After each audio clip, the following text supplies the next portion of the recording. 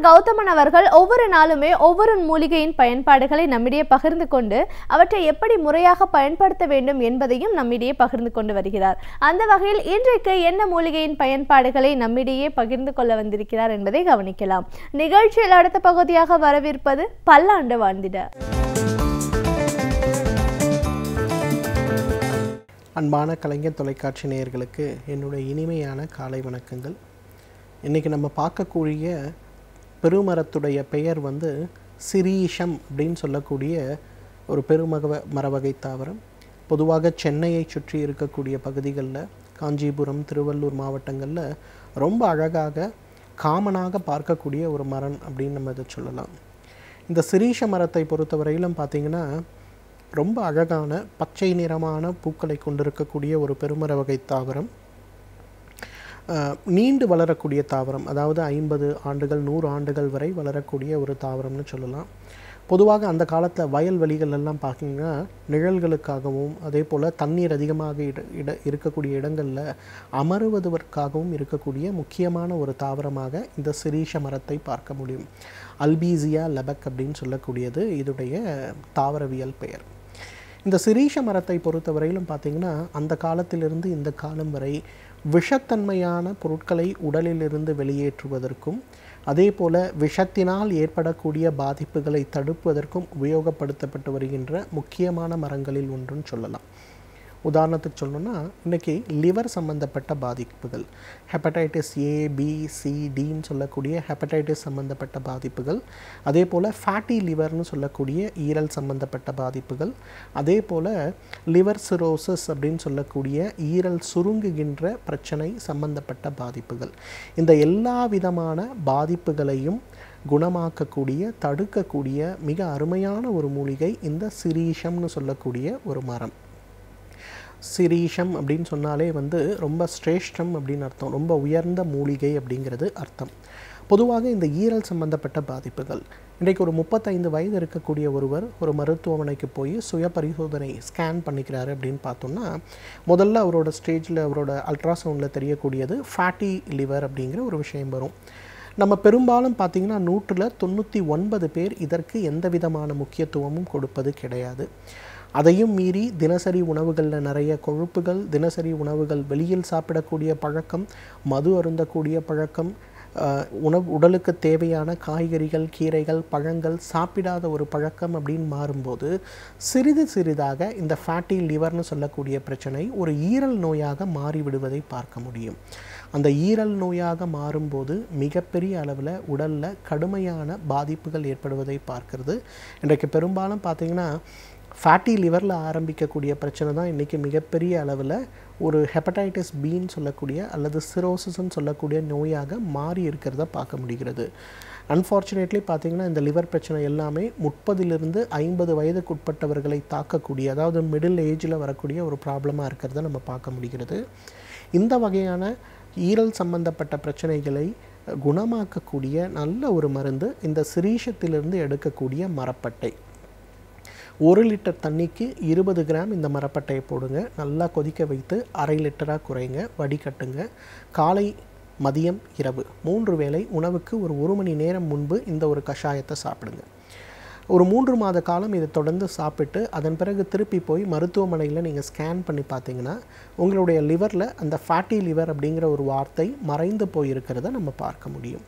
அதே போல் அடிக்கடி மஞ்சள் காமாலை சம்பந்தப்பட்ட தொந்தரவுகள் ஏற்படுபவர்கள், அதே போல் சிறுநீரக செயல் இழப்புக்காக மருந்து சாப்பிட்டு கொண்டிருப்பவர்கள், அதே போல் சிறுநீரில் புரதச்சத்து அதிகமாக போயிட்டுருக்கு அப்படின்னு சொல்லக்கூடிய வாய்ப்பு இருப்பவர்கள், இவங்க யாராக இருந்தாலும் சரி இந்த ஒரு விஷயத்தை, அதாவது சிரீஷ மரத்திலிருந்து எடுக்கக்கூடிய அந்த ஒரு கஷாயத்தை தொடர்ந்து சாப்பிடுகின்ற ஒரு வழக்கத்தை வைத்து கொண்டாலே படிப்படியாக இந்த பிரச்சனை வேகமாக குணமாகிறத நம்ம பார்க்க முடியும்.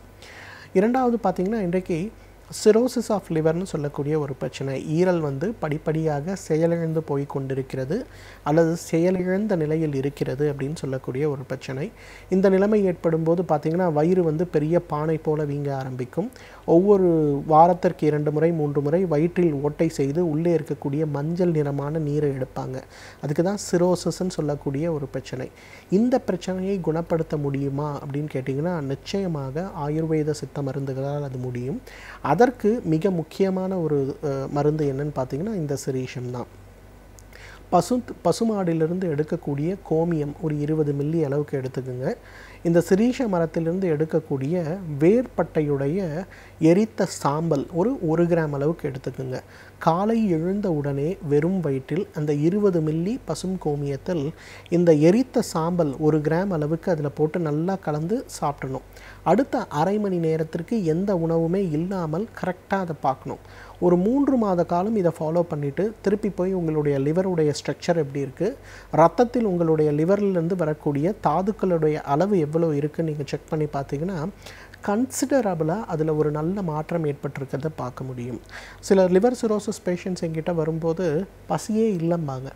சாப்பிட்டே 6 மாதம் ஆச்சு, எனக்கு சாப்பாடு பார்த்தே பிடிக்கல அப்படிம்பாங்க. அவங்க கூட இந்த பசும் கோமியம் 20 மில்லி அளவும் அதே போல் இந்த சிரீஷத்திலிருந்து எடுக்கக்கூடிய வேர் சாம்பல் 1 கிராம் அளவுக்கும் கலந்த அந்த ஒரு கரைசலை வீட்டிலேயே அவங்க சாப்பிடும்போது 3 மாதம் கழித்து வரும்போது பார்த்திங்கன்னா இப்போ எனக்கு நல்லா பசிக்குது, ஒரு நாளைக்கு 3லேருந்து 4 இட்லி சாப்பிட முடியுது அப்படின்னு ஒரு சந்தோஷத்தோடு சொல்கிறத பார்க்க முடியும். அந்த அளவுக்கு அறுவை சிகிச்சையால் கொடுக்க முடியாத, நிறைய மாடர்ன் மெடிசனால் கொடுக்க முடியாத ஒரு விஷயத்தை கூட சாதாரண சிரீஷ மரத்திலிருந்து எடுக்கக்கூடிய வேர்பட்டை அதே போல் பசுங்கோமியத்தால் கொடுக்க முடியும். அந்த அளவுக்கு பார்த்திங்கன்னா ஈரல் சம்பந்தப்பட்ட பாதிப்புகளை நீக்குகின்ற மிகச் சிறப்பான ஒரு மருந்து இந்த சிரீஷம். இன்றைக்கு நிறைய பேர் பார்த்திங்கன்னா சிறுநீரக செயலிழப்பு நோயில் பாதிக்கப்படும் போது பெரும்பாலும் அவர்களுடைய ஒரு சிகிச்சை திட்டம் அப்படிங்கிறது வெறும் சிறுநீரகத்தை பற்றி தான் இருக்கே தவிர ஈரலை பற்றி இருப்பது கிடையாது. அதனால தான் பார்த்திங்கன்னா பெரும்பாலான சிறுநீரக நோயாளிகள் இறந்து போகுது அப்படிங்கிறது வெறும் கிட்னி ஃபெயிலியரில் மட்டும் இருக்காது, அது கூட சேர்ந்து லிவரும் ஃபெயிலியர் ஆகிறத பார்க்க முடியும். ஆயுர்வேத முறையில் சித்த முறையில் அதனால தான் ஒரு சிறுநீரக செயலிழப்பு நோயாளி வரும்போது எந்த அளவுக்கு சிறுநீரகத்திற்கு முக்கியத்துவம் கொடுப்போமோ அதை விட அதிகமாக ஈரலுக்கு முக்கியத்துவம் கொடுத்து ட்ரீட்மெண்ட் கொடுப்போம். அந்த வகையில் பார்க்கும்போது சிறுநீரக செயலிழப்பு இருப்பவர்களுக்கும் நல்ல குணமளிக்கக்கூடிய ஒரு மருந்து, ஈரல் சம்பந்தப்பட்ட பிரச்சனை வராமல் தடுத்து குணமாக்கக்கூடிய மருந்து இந்த சிரீஷம். எனவே நேயர்களே, ஈரல் சம்பந்தப்பட்ட பிரச்சனைகளாக இருந்தாலும், ஃபேட்டி லிவர் சம்பந்தப்பட்ட கோளாறுகளாக இருந்தாலும், அடிக்கடி மஞ்சள் காமாலை சம்பந்தப்பட்ட பிரச்சனை இருந்தாலும், பானை வயிறுன்னு சொல்லக்கூடிய அசைட்டஸ்ன்னு சொல்லக்கூடிய பிரச்சனைகள் இருந்தாலும், ஈரல் செயலிழப்பு நோயின்னு சொல்லக்கூடிய சிரோசிஸ் சம்பந்தப்பட்ட பிரச்சனைகளோ அல்லது அதிக குடியினால் ஈரல் பாதிப்பு ஏற்பட்டு இருந்தாலும் கூட அவை அனைத்தையும் குணமாக்கக்கூடிய ஒரு நல்ல மருந்து இந்த சிரீஷம். தகுந்த மருத்துவ ஆலோசனையின் பேரில் சரியான முறைப்படி இதை உபயோகப்படுத்தி வந்தோமேயானால் நம்மாலும் பல்லாண்டு காலம் ஆரோக்கியமாக வாழ்ந்திட முடியும்.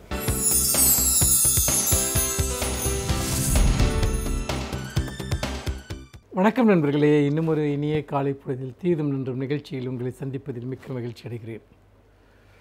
பொதுவாக போட்டி போடுகிற மனநிலை என்பது மனிதகுல வளர்ச்சிக்கு ஏற்றது என்கிற ஒரு கருத்தாக்கம் நீண்ட காலமாக முன்வைக்கப்படுகிறது. போட்டியினால் தான் மனிதன் வளர்ச்சி அடைகிறான் என்பது ஒரு விதத்தில் ஒரு குறிப்பிட்ட எல்லை வரைக்கும் உண்மை என்றாலும் கூட அதற்கு மேல் அதுவே மனிதகுல வீழ்ச்சிக்கு எதிரானதாக மாறிவிடுவதையும் நாம் பார்க்கிறோம். ஏனென்றால் எல்லாவற்றிலும் போட்டி, எதற்கெடுத்தாலும் போட்டி என்கிற இந்த மனநிலை என்பது மனிதர்களை ஒரு பந்தய குதிரைகளாக மாற்றிவிடுகிறது. அப்படிப்பட்ட பந்தய குதிரை மனநிலை என்பது அந்த குதிரையை நம்மால் எந்த இடத்திலுமே நிறுத்த முடியாது. மாறாக வாழ்க்கையினுடைய ஒவ்வொரு கட்டத்திலும் அந்த போட்டி போடுகிற மனநிலை காரணமாக பிறரை எப்பொழுதுமே எதிரியாக பார்க்கக்கூடிய ஒரு மனநிலை என்பது வந்து விடுகிறது. எல்லோரையும் முந்தி செல்ல வேண்டும் அல்லது தன்னை முந்தி செல்பவர்களை வெறுப்பது என்கிற மனநிலை வந்து விடுகிறது. இந்த மனநிலையின் காரணமாக நமக்கு அடிப்படையாக தேவைப்படுகிற ஒரு சக வாழ்க்கை என்கிற ஒரு உணர்வு என்பது இல்லாமல் போய்விடுகிறது. அல்லது நாம் தான் வெற்றி பெற வேண்டும், நான் தான் இந்த உலகத்தினுடைய மையமாக இருக்க வேண்டும், நான் தான் முதன்மையாக இருக்க வேண்டும் என்கிற மனநிலை என்பது பிறரை கீழே தள்ளுகிற, பிறரை மிதித்து விட்டு ஓடுகிற அல்லது அப்படி தன்னை தாண்டி செல்கிறவர்களை ஆழமாக வெறுக்கிற ஒரு மனநோய்க்கு நம்மளை இட்டு செல்கிறது என்பதை நாம் மறந்துவிடக்கூடாது. அப்படிப்பட்ட பல விஷயங்களை தொடர்ந்து பார்க்க முடிகிறது. ஏனென்றால் நம்முடைய பள்ளி பருவத்திலேயே இந்த மனோபாவம் தொடங்கி விடுகிறது. அதாவது நம்ம பள்ளி பருவத்திலேயே வெற்றி பெறுகிற மாணவர்கள் என்கிற ஒரு விஷயத்தை நாம் முன்வைக்கிறோம். ஊக்கப்படுத்துதல் என்கிற பெயரில் போட்டி தான் ஒருவருடைய தகுதியை தீர்மானிக்கிறது, போட்டியில் வெற்றி பெறுபவர்கள் தான் தகுதி வாய்ந்தவர்கள் என்கிற ஒரு உளவியல் ஆழமாக நம்முடைய மனதில் இறங்கி விடுகிறது. இதனுடைய பல விளைவுகளை நாம் சமூகத்தில் பார்க்கலாம். ஒரு சிறிய உதாரணத்தை உங்களிடம் சொல்ல விரும்புகிறேன். பொதுவாக ஒரு குறிப்பிட்ட துறை சார்ந்து விருதுகள் அறிவிக்கப்படுவது என்பது வழக்கம். அதில் உதாரணமாக இலக்கியத்துறை என்று வைத்துக் கொள்ளுங்கள். அதில் நிறைய நிறுவனங்கள் நிறைய விருதுகளை வழங்குகின்றன. அவை சிறிய சிறிய அமைப்புகளாக இருக்கலாம், சாகித்ய அகாடமி போன்ற பெரிய நிறுவனங்களாக இருக்கலாம். அவை ஒரு சில குறிப்பிட்ட அளவுகளின் அடிப்படையில் அந்த விருதுகளை வழங்குகின்றன. அந்த விருதுகளை வழங்குவது கூட அந்த காலகட்டத்தில் யார் அந்த விருது குழுவில் இருக்கிறார்கள், அவர்களுடைய பார்வைக்கு என்ன படைப்புகள் வந்தன, அதில் இருக்கக்கூடிய சில பாரபட்சங்கள் எல்லாம் கூட இருக்கலாம், நான் மறுக்கவில்லை. ஆனால் அப்படி யாராவது ஒருவர் விருது பெறுகிற போது மற்றவர்கள் மிக கடுமையாக அவர்களை தாக்குவது, முக்கியமாக அவர்களுடைய சக எழுத்தாளர்கள், சக படைப்பாளிகள். ஒன்று, அவர்கள் என்ன நினைக்கிறார்கள், இந்த விருது தனக்கு அளிக்கப்பட்டிருக்க வேண்டிய விருது என்று நினைக்கிறார்கள், அல்லது இந்த விருது தன்னுடைய நண்பர்கள் யாருக்காவது கிடைக்க வேண்டும் என்று அவர்கள் விரும்புகிறார்கள். அதற்காக அவர்கள் எத்தகைய ஒரு நிலைக்கும் இறங்கி சென்று அந்த விருது பெற்றவர்களை விமர்சிப்பதற்கு, தாக்குவதற்கு தயாராகி விடுகிறார்கள். அதாவது அந்த விருது பெற்ற எழுத்தாளர்கள் பல புத்தகங்களை எழுதியிருப்பார்கள், பல படைப்புகளை கொடுத்திருப்பார்கள். ஆனால் அதை பற்றியெல்லாம் இவர்கள் வாழ்நாளில் நேர்மறையாக மட்டுமல்ல எதிர்மறையாக கூட ஒரு வரியை ஏனும் எழுதியிருக்க மாட்டார்கள். ஆனால் ஒரு விருது கொடுக்கப்பட்டவுடன் அந்த எழுத்தாளர் அதற்கு தகுதியற்றவர், அந்த படைப்பு ஒரு குப்பை என்றெல்லாம் சொல்லக்கூடிய ஒரு மனநிலை என்பது இப்பொழுது பரவலாகி வருகிறது. எந்த விருது அறிவிக்கப்பட்டாலும் அது சர்ச்சையாக மாறுகிறது. இதற்கு பின்னால் இருக்கக்கூடிய உளவியல் என்பது அதிர்ச்சியூட்டக்கூடிய ஒன்று. அதாவது எப்படி ஒரு விலங்குகள் பசியினால் தன்னுடைய குட்டிகளை தானே தின்றுவிடும் என்று ஒரு நம்பிக்கை இருக்கிறதோ, அதே போன்றுதான் இன்றைக்கு பல ஒரு அறிவுத்துறை சார்ந்தவர்கள், கலைத்துறையை சார்ந்தவர்கள், அவர்கள் யாராவது ஒருவர் அங்கீகரிக்கப்படுகிற போது அந்த அங்கீகாரத்தினுடைய மகிழ்ச்சியை இல்லாமலாக்குவதற்காக எவ்வளவு தூரம் அவதூறுகளை செய்ய முடியுமோ, வன்மத்தை வெளிப்படுத்த முடியுமோ, வெளிப்படுத்துவதை பார்க்க முடிகிறது. இது ஒவ்வொரு விருது அறிவிப்பின் போதும் இது நடக்கிறது. இதை நாம் எப்படி எதிர்கொள்ளப் போகிறோம் என்பதுதான் மிக முக்கியமான கேள்வி. நம்முடைய ஆழ்மனதில் இந்த மனோபாவம் இருக்கிறது. இதுவே சில சமயங்களில் நம்முடைய அலுவலகத்தில் ஒருவர் பதவி உயர்வு வெற்றி பெற்றால் அவர் மீது ஆழமான ஒரு வெறுப்பு உருவாகிறது. அல்லது திடீரென நம்மோடு இருந்த ஒருவர் ஒரு நல்ல நிலைக்கு வாழ்க்கையில் வந்து விட்டால் அவர் மீது நமக்கு ஒரு கசப்பு உருவாகிறது. நாம் நேசித்த ஒருவர் கூட நம்மை விட நன்றாக இருப்பதை சில சமயங்களில் நம்முடைய மனம் ஏற்பதில்லை. இவ்வளவு ஏன், நீங்கள் சகோதர சகோதரிகளுக்கிடையே அல்லது சகோதரர்களுக்கும் இடையிலே கூட ஒருவர் நல்ல நிலையிலும் ஒருவர் அவ்வளவு ஒரு சிறப்பான நிலையிலும் இல்லாத போது அவர்களுக்குள் மிக ஆழமான வெறுப்பும் கசப்பும் வந்துவிடுகிறது என்று தொடர்ந்து நாம் நடைமுறையிலும் பார்க்கிறோம். உளவியல் சார்ந்த விஷயங்களும் அதைத்தான் நமக்கு சுட்டி காட்டுகின்றன. அப்படி என்றால் போட்டியும் பொறாமையும் தான் வாழ்க்கையா? அல்லது ஒருவர் நம்மை விட்டு முந்தி சென்று விட்டார் என்பதற்காக அவரை வெறுக்க வேண்டும் என்ற ஏதாவது அவசியம் இருக்கிறதா? உண்மையிலேயே அப்படி ஒருவர் ஒரு அங்கீகாரத்தை பெறுவதனாலேயே அவர் நம்மை முந்தி செல்பவராக ஆகிவிடுவாரா? இதையெல்லாம் நாம் சிந்தித்து பார்க்க வேண்டும்.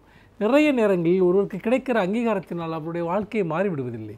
ஒருவருக்கு கிடைக்கிற சில உயர்வுகளினால் அவருடைய வாழ்க்கையை மாறிவிடுவதில்லை. அந்த அங்கீகாரத்திற்கு பிறகும் கூட அவர் தன்னுடைய வழக்கமான பிரச்சனையோடு, தன்னுடைய வழக்கமான நெருக்கடிகளோடு தான் அவரும் வாழ்ந்து கொண்டிருக்கிறார். அப்படி இருக்கிற போது வாழ்த்துகிற மனம் என்பது நமக்கு ஒரு வலிமையை கொடுக்கும். நம்மோடு இருப்பவர்கள் அல்லது நம்முடைய சமூகத்தைச் சேர்ந்தவர்கள் அவர்கள் எதற்காகவோ அங்கீகரிக்கப்படுகிறார்கள் என்றால் அவர்களை கட்டி இணைத்து ஒரு வாழ்த்து சொல்வதன் மூலமாக சமூகத்தில் நாம் நல்லுணர்ச்சிகளை பெருகச் செய்கிறோம், நன்னம்பிக்கையை பெருகச் செய்கிறோம். இன்றைக்கு நீ அங்கீகரிக்கப்படுகிறாய், நாளைக்கு நான் அங்கீகரிக்கப்படுவேன்.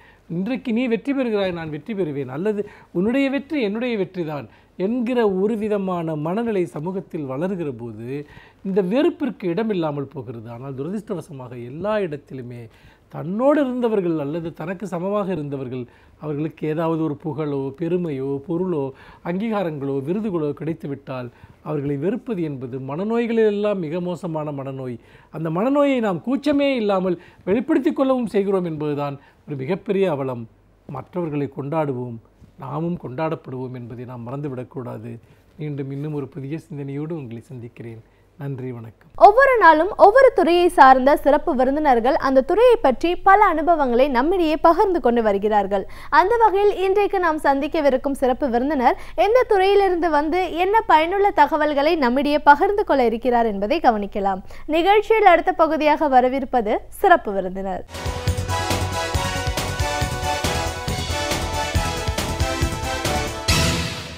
வணக்கம் நேயர்களே.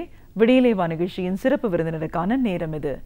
இன்றைய சிறப்பு விருந்தினர் மகளிருக்கான சிறப்பு சிறுநீரியல் மருத்துவர் டாக்டர் ஸ்ரீகலா பிரசாத். மகளிருக்கான பிரச்சனைகள் அப்படின்னு வரும்போது நிறைய இருக்கும். அது ஒரு சிறப்பு மருத்துவர், ஒரு பெண் அப்படிங்கிற முறையில் சிறுநீரகம் சார்ந்த பிரச்சனைகள் அப்படின்னு வரும்போது பெண்கள் என்ன மாதிரியான ஒரு பாதிப்புக்கு உள்ளாராங்க, அதுக்கு மருத்துவத்துறையில் என்ன மாதிரியான ஒரு சிகிச்சைகள்லாம் இருக்குன்னு நம்ம டாக்டர் கிட்டே கேட்டு தெரிஞ்சுக்கலாம். வணக்கம் டாக்டர். வணக்கம்மா. மகளிருக்கான சிறப்பு சிறுநீரியல் மருத்துவர் அப்படிங்கிற முறையில் முதல்ல எங்கள் நிகழ்ச்சிக்கு உங்களை நாங்கள் வரவேற்கிறோம் மேடம். நீங்கள் சார்ந்திருக்கிற துறை வந்து குறிப்பிட்டு சொல்லணும்னா யூரோ கைனகாலஜி அப்படின்னு சொல்கிறோம். கைனகாலஜி அப்படின்றது ஒரு பிரிவாக இருந்தாலும் அதுக்கு அப்பாற்பட்ட அதை சார்ந்து இருக்கிற பிரச்சனைகள் அப்படின்னு வரும்போது இந்த யூராலஜி சார்ந்த பிரச்சனைகளால் நிறைய பெண்கள் பாதிக்கப்படுறாங்க. இந்த பாதிப்புக்கு ஒரு பிரத்யேக ஒரு மருத்துவர் அப்படின்றது வந்து ரொம்ப தேவையாக இருக்குன்னு இன்னைக்கு எல்லாருக்குமே ஒரு புரிதல் இருக்குது. ஓரளவுக்கு இன்னைக்கு மருத்துவத்திலையும் நிறைய மருத்துவர்கள் இதை படிக்க ஆரம்பிச்சிருக்காங்க. நீங்கள் ஒரு 17 ஆண்டுகளாக இந்த துறையில் இருக்கீங்க அப்படிங்கிற முறையில் முதல்ல இந்த மருத்துவம் பற்றியே தெரியணும். இது எப்படி செயல்படுது, எந்தெந்த பிரச்சனைகள், அதுக்கப்புறமா சிறுநீரக சார்ந்த பிரச்சனைகள் பாதிப்பு அப்படின்னு வரும்போது எந்த விதத்தெல்லாம் பாதிக்கப்படுறாங்க, அதற்கான ஒரு சிகிச்சை முறைகள் அப்படின்னு வரும்போது இன்னைக்கு இருக்கிற நவீன சிகிச்சை முறைகள் எவ்வளோ தூரம் வளர்ந்துருக்கு, இப்படி பல விஷயங்களை எங்கள் நேர்களோட நீங்கள் முழுமையாக பகிர்ந்துக்கணும் மேடம். முதல்ல உங்களுடைய இந்த யூரோ கைனகாலஜி இந்த துறை சார்ந்து சொல்லுங்க. மகளிருக்கான சிறப்பு சிறுநீரியல் மருத்துவர் அப்படின்ற முறையில் இந்த துறை எப்படி செயல்படுது? பெண்களுக்காக ஏற்படக்கூடிய சிறுநீரியல் சம்பந்தப்பட்ட பிரச்சனைகளை நம்ம பார்க்குறோம். முக்கியமாக எதுக்கு வருவாங்க அப்படின்னு கேட்டால் சிறுநீர் கசிவு, இதுதான் அதிகமான அளவு வராங்க. இது பலதரப்பட்ட காரணத்தினால வரலாம். ஸோ அதை நம்ம திருப்பி பார்க்கலாம். ஒன்று. அடுத்தது வந்து சிறுநீரக தொற்று, யூரினரி ட்ராக்ட் இன்ஃபெக்ஷன், அது பார்த்திங்கன்னா இப்போ ரொம்ப நிறைய காமன் ஆயிடுச்சு, அதுவும் வருவாங்க. அடுத்தது சிறுநீர் போகிறதுக்கு சிரமப்பட்டுட்டு அந்த கர்ப்பப்பை இறங்கி, பெல்விக் ஆர்கன் ப்ரொலாப்ஸ்ன்னு சொல்லுவோம், கர்ப்பப்பை இறங்கி கீழே வந்து அதனோடு சேர்ந்து அந்த சிறுநீர் பையும் கீழே இறங்கி வந்து சிறுநீர் போக முடியாமல் கஷ்டப்படுவாங்க. இதை வந்து சரியான முறையில் நம்ம செய்கிறதுக்கு இருப்போம். இதை தவிர சிறுநீரில் ரத்தம், சிறுநீர் கற்கள், இந்த மாதிரி பலவிதமான பிரச்சனைகள் பெண்களுக்கு ஏற்படுது, அதற்கு வருவாங்க. சிறுநீர் கசிவு அப்படின்னு சொல்றீங்களா, இது என்ன ஒரு நோயா, இல்லை இது எந்த காரணத்தினாலலாம் இது ஏற்பட வாய்ப்பு இருக்கு? இது வந்து ஒரு சிம்டம்னு சொல்லுவோம். அதாவது இருமுனா தும்முனா கசிவு. இல்லை இப்போ நார்மலாக ஒரு சிறுநீர் கசிவு ஒரு சின்ன குழந்தைக்கு இருந்ததுன்னா அது அவமானப்படுற விஷயம் கிடையாது. பட் ஒரு பெண்மணிக்கு இருக்குன்னா ரொம்ப கஷ்டப்படுவாங்க. இது பலவித காரணங்கள்னால வரலாம். எப்படி வருதுன்னு நம்ம பார்க்குறோம். ஸோ ஃபஸ்ட்டு வந்து இப்போ அதனுடைய ரீசன் குறைஞ்சிட்டு வருது. அதாவது இப்போது அந்த கர்ப்பப்பை, அந்த பெல்விஸ் சொல்கிறோம்ல, இடுப்பெல், அதனுடைய அளவை விட குழந்தையோட தலை பெருசாக இருந்தது. ஆனால் அவங்களுக்கு வந்து ஒரு நார்மல் டெலிவரி ஆக முடியாத சூழ்நிலை இருந்தும் சிசேரியன் பண்ணக்கூடிய வசதி இல்லாததுனாலையோ, இல்லை இப்போ அவங்க வீட்டில் இருக்கவங்க வந்து எப்படியாவது நார்மல் டெலிவரி ஆகணும்னுட்டு ரொம்ப நேரம் வெயிட் பண்ண அந்த குழந்தையினோட தலை வந்து அந்த பெல்விஸில் வந்து இடிக்கும். அப்போ அந்த சிறுநீர் பை இடையில வந்து மாட்டிக்கும். இப்படியே அழுத்திட்டே இருக்கிறச்சு அதனுடைய ரத்த ஓட்டமானது பாதிப்படைஞ்சு அது அப்படியே ஓட்ட மாதிரி விழுந்துடும். அதுக்கு பேர் வந்து ஃபிஸ்டுலான்னு சொல்லுவோம். வெசைக்கோ வெஜைனல் ஃபிஸ்டுலா அப்படின்னு சொல்லுவோம். அது வந்து இப்போது நம்பர்ஸ் வந்து ரொம்ப குறைஞ்சிட்ருக்கு. கொஞ்சம் முன்னாடி தான் அது, ஆனாலும் இல்லவே இல்லைன்னு சொல்ல முடியல, பட் ரொம்ப குறைஞ்சிட்ருக்கு. ரெண்டாவது காரணம் வந்து சிசேரியன் பண்ணியும் வரலாமா அப்படின்னு கேட்பாங்க. எல்லா நார்மல் டெலிவரிக்கு மட்டும்தான் வருதா, சிசேரியனுக்கு வருதா அப்படின்னு கேட்பாங்க. இப்போ ஒரு பேஷண்ட்டுக்கு வந்து முன்னாடி சிசேரியன் இல்லை 2-3 வாட்டி சிசேரியன் ஆகுதுன்னு வச்சுக்கோங்களேன், திருப்பி அவங்க ஆப்ரேட் பண்ணும்போது என்ன ஆகும்னா அந்த கர்ப்பப்பை அவங்க எங்கே ஆப்ரேட் பண்ணணுமோ அங்கே சிறுநீர் பை இருக்கும், அதை தள்ளிட்டு கட் பண்ணி பண்ணுவாங்க. பட் இது மாதிரி 2-3 வாட்டி தைச்ச இடம்னா ஒட்டிக்கிட்டு இருக்கும். ஸோ மருத்துவர் எவ்வளோ தூரம் கவனமாக செஞ்சால் கூட அவங்களையும் மீறி ஓட்ட விழ வாய்ப்பு இருக்கும். இதுவும் அதே மாதிரி பேஷண்ட்டோட கண்ட்ரோலே இல்லாமல் யூரின் லீக் ஆகிட்ருக்கும். இதுவும் வெசைக்கோ வெஜைனல் ஃபிஸ்டுலா. இதுக்கு வந்து எப்படின்னா நம்ம கொஞ்சம் டைம் கொடுத்து உடனே மறு ஆப்ரேஷன் செய்ய முடியாது, அதை ஆற விட்டுட்டு திருப்பி பண்ணணும். ஸோ டெலிவரி நார்மல் ஆக முடியாத சமயத்தில் இந்த மாதிரி வந்து அவங்களுக்கு ஓட்டையாகவும் ஆகலாம், சிசேரியன்லேயும் ஆகலாம். இது தவிர நம்ம நாட்டில் இந்த ஃபிஸ்டுலாவும் குறைஞ்சி வருது. கர்ப்பப்பை வாய் புற்றுநோய் முன்னாடி பார்த்திங்கன்னா அவ்வளோ அளவுக்கு அதிகமான நம்பர்ஸ் இருக்கும். இப்போ வந்து நம்ம வந்து நிஜமாகவே மார்த்தட்டிக்குள்ளெல்லாம் நம்மளுடைய அந்த பேப்ஸ்மியர் ஸ்க்ரீனிங் சொல்கிறோம், இந்த கர்ப்பப்பை வாய் பரிசோதனை, அந்த மாதிரி நிறைய இப்போ ஹெப்படைட்டிஸ் பி அந்த வேக்சின் ஹெச்பிவி வேக்சினும் வந்துட்டுருக்கு. பட் அதனுடைய எஃபெக்ட் இன்னும் டைம் ஆகும்.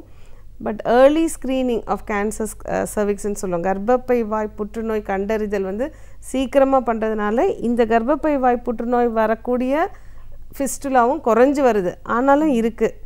ஸோ கர்ப்பப்பை வாய் புற்றுநோயினால் அது பரவக்கூடிய நேரத்துலேயும் இந்த மாதிரி ஓட்டை விழுந்து சிறுநீர் கசிவு வரும்.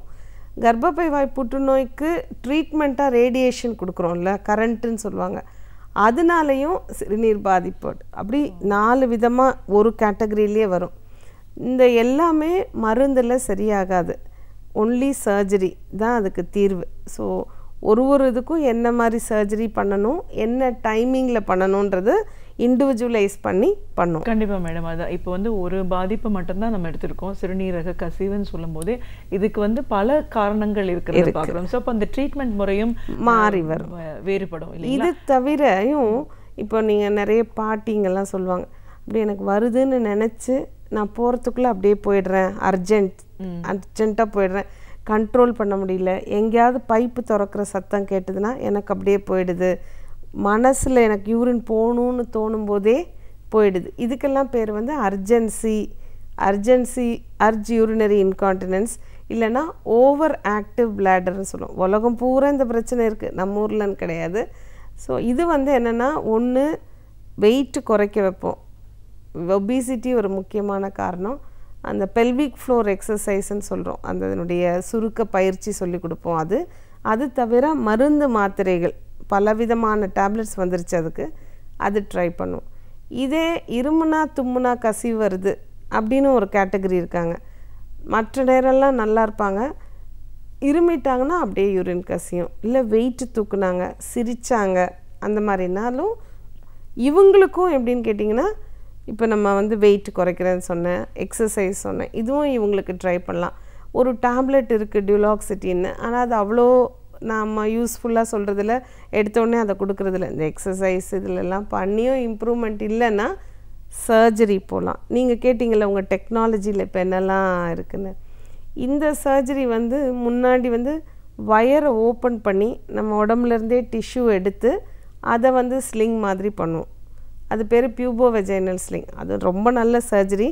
இப்போ கூட அந்த இருமுனா தும்னா ரொம்ப அளவுக்கு அதிகமாக கசிவு இருக்குது, அதனுடைய அந்த யூரித்ராவோட ஸ்ட்ரென்த் கொஞ்சம் கூட இல்லைன்னா இந்த சர்ஜரி தான் நாங்கள் ப்ரிஃபர் பண்ணுவோம். பட் ஓரளவுக்கு மாட்ரேட்டாக தான் இருக்குது, இருமுனா தும்னா கசிவு வருது, பட் ரொம்ப இல்லை. அந்த கசிவு பார்த்திங்கன்னா சில பேருக்கு ஒரு வண்டியில் போயிட்டுருப்பாங்க, ஸ்பீட் பிரேக்கர் போனால் கூட கசியும், அந்த மாதிரி இருக்கும். பாத்ரூம் போயிட்டு வந்திருப்பாங்க, வந்த பிறகு இருமுனா, அப்போ சிறுநீர் பையில் கொஞ்சம் தானே இருக்கும், அப்போ கூட கசியும். அந்த மாதிரி இருக்கவங்களுக்கெல்லாம் இந்த ஓப்பன் மெத்தட் ரொம்ப நல்ல மெத்தட் தான். அது தவிர இப்போ நம்ம டெக்னாலஜி வைஸ் பார்த்திங்கன்னா எல்லாமே என்ன விரும்புகிறாங்க, கீ ஹோல் இல்லைன்னா சின்ன இன்சிஷன், வயர் ஓப்பன் பண்ணாமல் பண்ணுறதுன்னு. அந்த மாதிரி இதுக்கு வந்து நிறைய ஸ்லிங் சிகிச்சைன்னு வந்திருக்கு. கவர்மெண்ட் ஹாஸ்பிட்டல்லையும் நாங்கள் எல்லாம் பண்ணிகிட்ருக்கோம். ரொம்ப ஈஸியாக பண்ண முடியும், ஒரு நெக்ஸ்ட் டேவே பேஷண்ட் எந்திரிச்சு நடக்க வைக்க முடியும். வயர்லேயோ எந்த விதமான தழும்பே இருக்காது. அந்த பெறப்புறுப்பு வழியாகவே சிறிய இன்சிஷன் போட்டு, இதுக்குன்னே ஒரு ஸ்லிங் இருக்குது, அதை போட்டு பண்ணுவோம். அந்த ஸ்லிங்லேயே நிறைய டைப் இருக்குது, அதாவது உள் வழியாக போட்டது, வெளி வழியாக போடுறது. நான் சொன்னேன்ல அந்த கொஞ்சம் இருமுனா நிறைய கொட்டுதுன்னு, அந்த மாதிரி ரொம்ப வீக்காக இருக்கவங்களுக்கு இன்னும் வித்தியாசமான ஒரு ஸ்லிங். அந்த மாதிரி டெக்னாலஜிக்கலி இப்போ நிறைய அட்வான்ஸ்மெண்ட், வயரை ஃபுல்லாக ஓப்பன் பண்ணாமல் பண்ணக்கூடிய சிகிச்சை இருக்குது. சப்போஸ் ஒரு பேஷண்ட் அர்ஜென்சினா மருந்து, இருமுனா தும்முனா ஆப்ரேஷன் சொல்கிறேன் இல்லையா, ரெண்டுமே இருந்தால் என்ன பண்ணுவீங்க அப்படின்னு கேட்பாங்க. இது ரெண்டுமே இருந்ததுன்னா எது அவங்களுக்கு அதிக பாதிப்போ அதுக்கு பண்ணணும். சப்போஸ் எப்பயாவது தும்முனா இருமுனா தான் வரும், ஆனால் எப்போவுமே அர்ஜென்ட்டாக வரும்னா அவங்களுக்கு மருந்து கொடுத்துட்றது நல்லது. பட் மாறி அதான், ஸோ எது அதிகமோ, இப்போ இருமுனா தும்முனான்ற பிரச்சனை தான் அவங்களுக்கு அதிகம்னா ஆப்ரேஷன். அர்ஜென்ட்டாக போகிற பிரச்சனை தான் அதிகம்னா மருந்து. இப்போ இதில் மருந்துனால ட்ரீட் பண்ண முடியுது அப்படின்னா இப்போ இந்த சர்ஜரிக்கு என்ன மேடம்? இப்போ ஏதாவது ஒரு ஓப்பனிங் இது பெருசாக இருக்குது, அது அப்படியே இருக்குது, அதை ஸ்டிச் பண்ணால் தான் முடியுன்ற ஒரு கண்டிஷனை நம்ம டேப்லெட்டில் எப்படி சரி பண்ண? இல்லை ரெண்டுமே 2 விதமான. இப்போ அதாவது இப்போ நான் சொன்னேன் இல்லையா, அர்ஜென்சின்றதுக்கு தான் மாத்திரை கொடுப்பேன். அது எப்படின்னா அந்த பிளாடர் வந்து கொஞ்சம் சென்சிட்டிவாக இருக்கும். ஸோ அதை ரிலாக்ஸ் பண்ண வைப்போம். அனட்டாமிக்லி மெக்கானிக்கலாக எந்த தவறும் இருக்காது, அதனுடைய லூசன் ஆகிறதோ அதெல்லாம் இருக்காது, நார்மலாக இருக்கும். பட் கொஞ்சம் ஓவர் ஆக்டிவ்னு சொல்லுவோம், ஓஏபி அதுக்கு பேரே ஓவர் ஆக்டிவ் பிளாடர். ஸோ அப்போ அதுக்கு வந்து அந்த பிளாடரை கொஞ்சம் ரிலாக்ஸ், எப்படின்னா பிளாடர் கண்ட்ராக்ட் ஆனால் தான் யூரின் வரும். ஸோ இந்த ஓவர் ஆக்டிவ் பிளாடர் வந்து அப்பப்போ ரொம்ப துருத்துருன்றோம்ல, அந்த துரு மாதிரி வருது. ஸோ அந்த துருவை அடக்கி வைக்கிற மாதிரி அந்த பிளாடரை ரிலாக்ஸ் பண்ணுறதுக்கு ஆன்டிகோலினர்ஜிக் இல்லைன்னா ஆன்டிமஸ்கரினிக் ட்ரக்ஸ்ன்னு சொல்கிறோம்.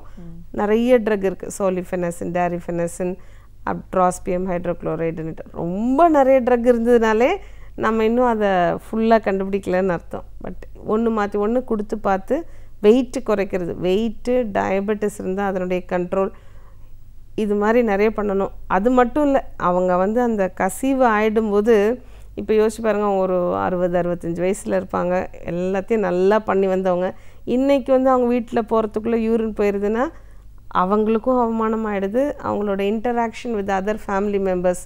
ஸோ நிறைய பேர் டிப்ரெஷனுக்கு கூட போயிடுவாங்க. ஸோ அதெல்லாமும் சமாளிக்கணும். வெறும் மருந்து கொடுக்கறது மட்டும் இல்லை.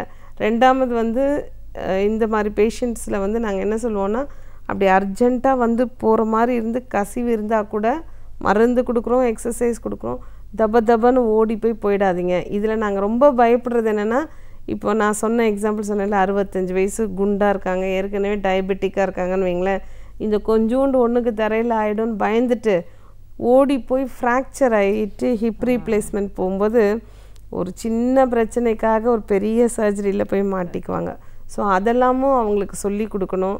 அவங்களுக்கு ஒரு டாய்லெட் பக்கத்தில் இருக்க மாதிரி பார்த்துக்கணும், அவங்களுக்கு வேண்டிய கேர் கொடுக்கணும். ஸோ இந்த ஓவர் ஆக்டிவ் பிளாடர் பேஷண்ட்டுக்கு வெறும் மாத்திரை மட்டும் இல்லை, அந்த மல்டி ப்ராங்டு ட்ரீட்மெண்ட் எல்லா விதத்துலேயும் நம்ம அதை பார்த்துக்கணும். இந்த சிசரின்னாலேயோ இல்லை நார்மல் டெலிவரி ஃபோர்ஸ் பண்ணும்போது ஹோல் ஃபிஸ்டுலா.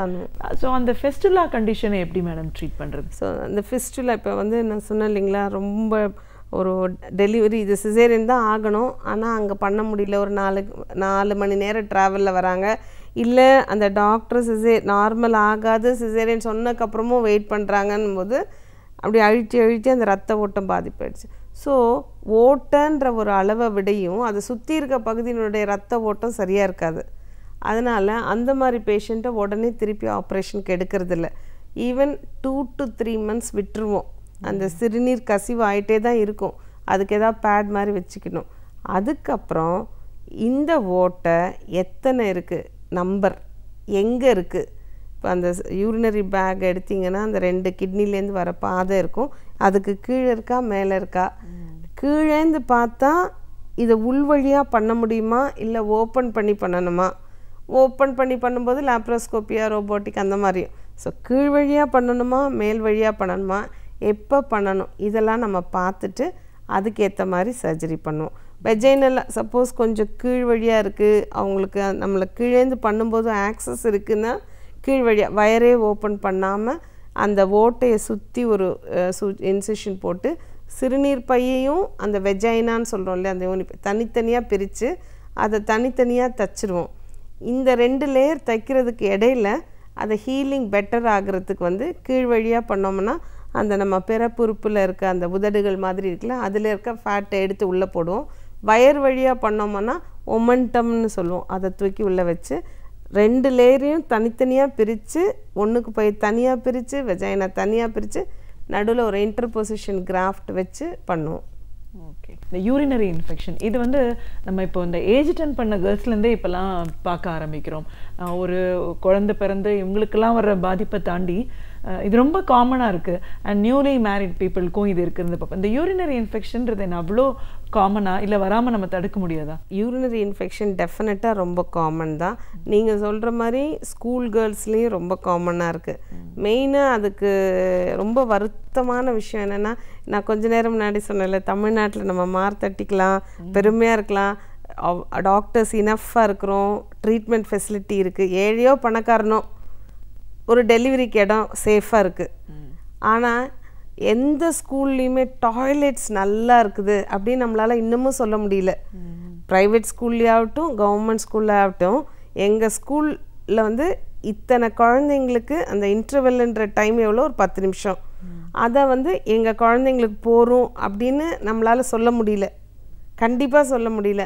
இந்த இன்ஃபெக்ஷன் வர பசங்களை நம்ம கேட்டோன்னா எங்களுக்கு நேரம் இருக்காது, தண்ணி இருக்காது, உள்ளே ரொம்ப அசிங்கமாக இருக்கும், போகவே முடியாது.